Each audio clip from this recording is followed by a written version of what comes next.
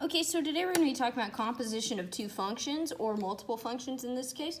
The one thing I want to go over is what is the composition of functions? Well, the composition of functions is when you apply one function to the result of another. It can be written in two different ways. I'm going to show you both ways. Give me 1 second. It can be written as f of g of x, or it can be written as f of g of x. Both of these are the same, are saying the same information.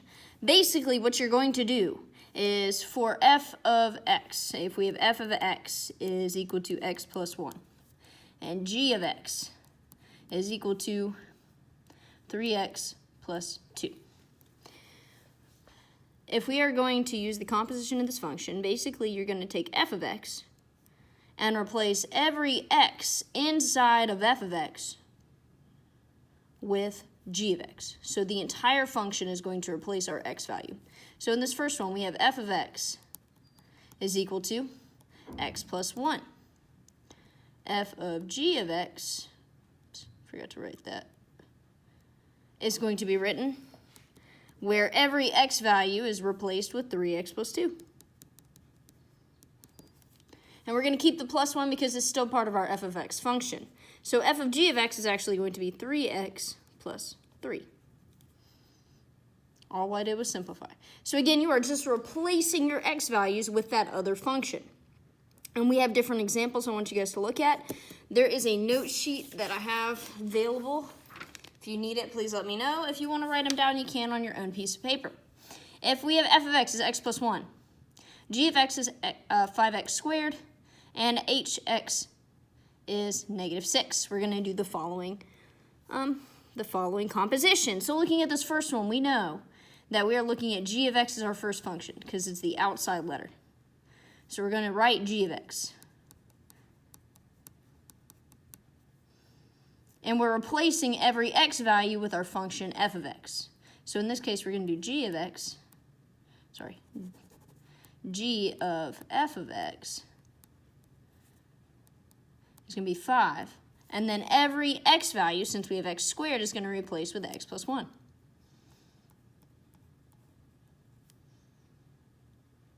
Now we're just going to simplify. I'm going to get rid of my exponent by distributing. I'm going to ignore the 5 for right now. What I'm going to do is I'm going to set up as x plus 1 and x plus 1. X times x is x squared. X times 1 is 1x. 1 times x is 1x. And 1 times 1 is 1.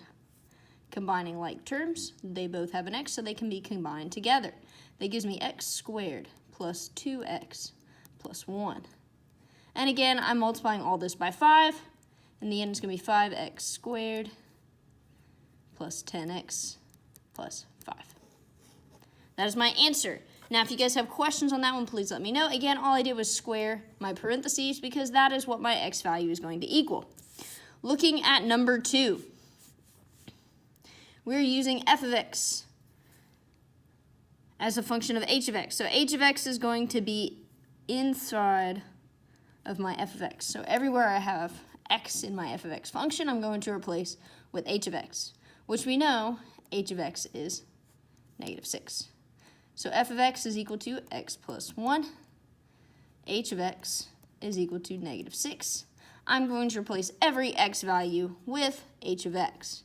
So in this case, f of h of x is equal to negative 6, because that's my x value, plus 1, or negative 5.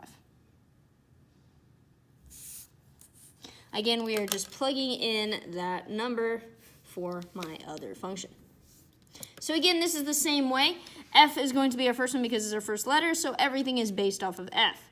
And let's say f of x is equal to 7. G of x is equal to 2x. Anywhere there's an x in f of x will be replaced with g of x. Well, if I look at it, there is no x in f of x. Because there is no x in f of x, our answer stays the same because there's nothing to replace. Again, there is nothing to replace, so it stays the same. Let's look at h of g of x. Well, h is our first function, so that's the one we're going to be focusing on. H of x is equal to negative 3x plus 8. Every x value is going to be replaced with whatever g of x is. And we know g of x is equal to 2x. So I'm going to plug this in everywhere I see an x. So h of g of x is equal to negative 3 times 2x plus 8. Because again, all I do is replace the x value. I don't replace anything else. So we're going to do negative 3 times 2, which is negative 6. And then a space, x plus 8.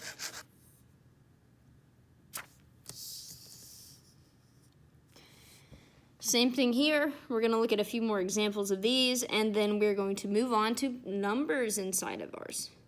So again, it'll be a little bit different, but still the same side of comp, the same sort of information. So look at this one. G is our first letter, so that is the one we're going to be focusing on. So G of x is equal to just x. And we are plugging in f of x anywhere we see an x. So f of x is 8x minus 1. I'm going to plug in 8x minus 1 in for x in my original function. So that means g of f of x is equal to, well, we only have one x, so it's going to be 8x minus 1. There's nothing else after this function, so it's just 8x minus 1. Well, let's look at the next one. We're going to plug in x anywhere we see an x in my other function. So for f of x, again, it is 8x minus 1.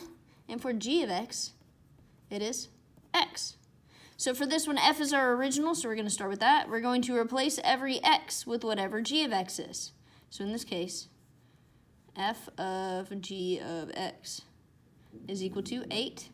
And we're replacing the x with g of x, which is just x minus 1. Now, if you look here, this does not always happen. Most of the time, this will not happen. But these two functions are the exact same. Because they are the exact same, it's asking, is this the same as that? Well, yes, we know they are the exact same, so yes. Yes, it is.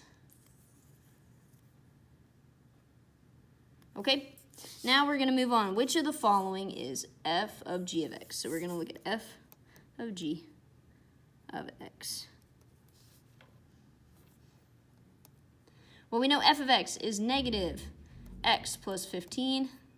We're replacing that x with 2x squared plus 9 because that is g of x. So what we're going to do is we're going to plug it in. We're going to do negative 2x squared plus 9 plus 15. Again, all I did was replace my x in the f of x function with everything in my g of x function. This negative distributes, that gives me negative 2x squared. And the negative multiplies by the 9, making it negative 9 plus 15. These two terms both do not have an x, so they can be combined. What is 15 minus 9? 6. So it's going to be 2x squared plus 6. And last but not least, on this note sheet, again, we are going to have more notes to look at afterward. G of x is 6x, and h of x is 10. What is the following for g of h of x? So we're going to do g of h of x. Well, g of x is 6x. We are going to replace the x with whatever h of x is. So h of x is 10, so we're going to replace our x with 10. 6 times 10 is 60. That is going to be our answer. Okay, so now that we have the basics of how to plug it in, how to find or simplify these answers, we're going to look at some other examples, this time using numbers. Numbers are a little bit different. They're going to make it a little bit harder for us, or a little bit easier depending on your perspective. So let's start by plugging them in first, and then we'll figure it out the rest of the way. So let's start with identifying what f of x equals. F of x is going to equal 4x plus 3. And g of x is equal to x minus 2. Let's start with g of f of x. We want to find g of f of x. Well, first off, we know g of x is x minus 2. Anywhere I see an x, I'm going to replace it with my function of f of x.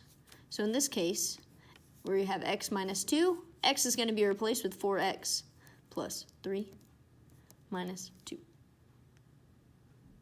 Well, 4x plus 3 minus 2 is going to be 4x plus 1.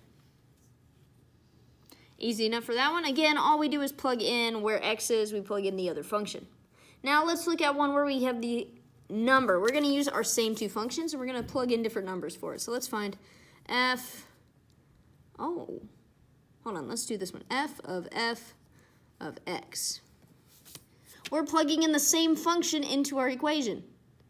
So again, we're going to take f of x, which is 4x plus 3, and we're going to plug in 4x plus 3 anywhere we see an x. So let's start with our f of x function. F of x is 4x plus 3.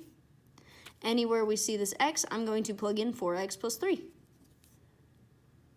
So let's do 4 times 4x plus 3 plus 3.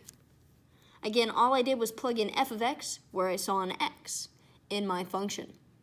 I'm going to distribute 4 times 4 is 16, and 4 times 3 is 12. We're going to combine like terms. Both of these terms don't have an x, so they can be combined to make us 16x plus 15. Now let's try it with numbers. Let's do the same thing. Let's do f of 7. Again, we're going to plug it into the same thing. This time we're going to replace, again, we're replacing our x with 7.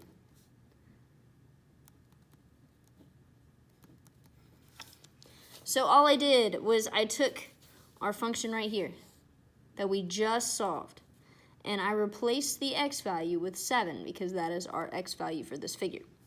4 times 4 is, 4 times 7 is 28 plus 3.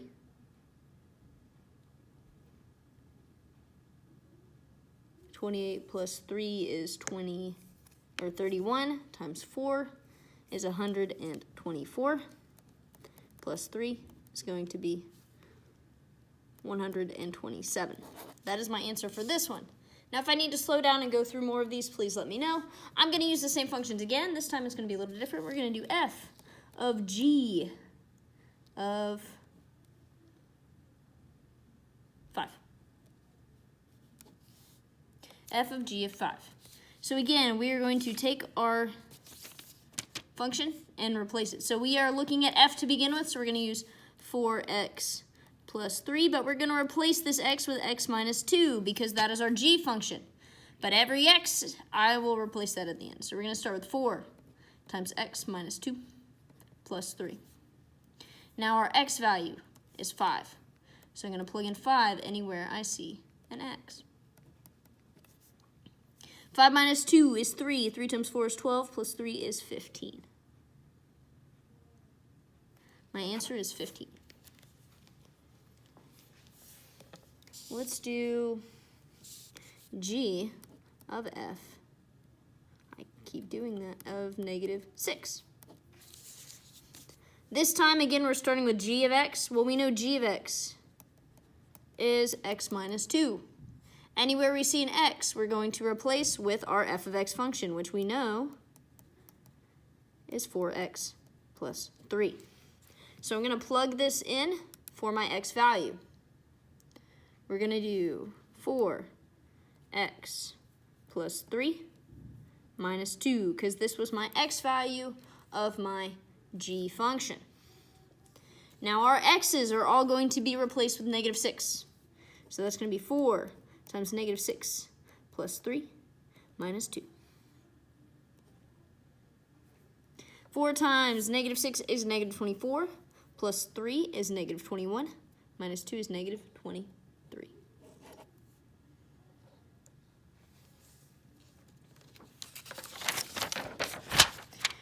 Let's go over a few more examples of using different functions. Let's do f of x this time. It's going to equal 6x squared. And g of x is going to equal 14x plus 4.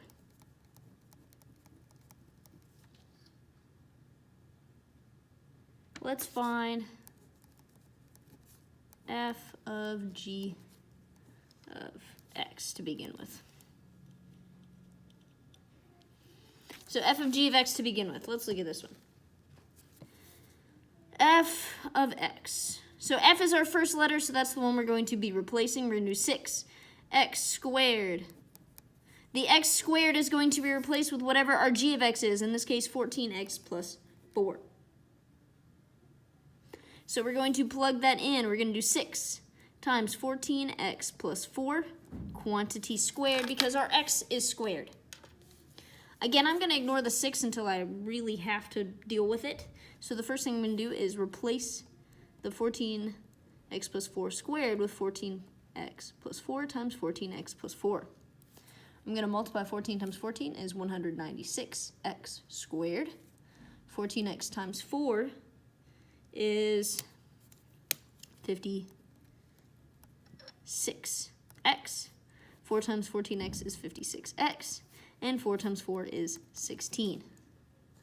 Again, all of these are going to be multiplied by our 6. I'm going to just deal with that at the end. I'm going to combine like terms. Both of these terms have just a plain x, so they can add together to give us 112x plus 16. 6 times 196 is 1,176x squared plus 672x plus 96. This is my answer. It's a very big and not very pretty answer. But now let's look at it from the other side. Let's do g of f of x. Well, this time g of f of x. Let's plug that in. Well, f of x is again equal to 6x squared. And g of x is equal to 14x plus 4.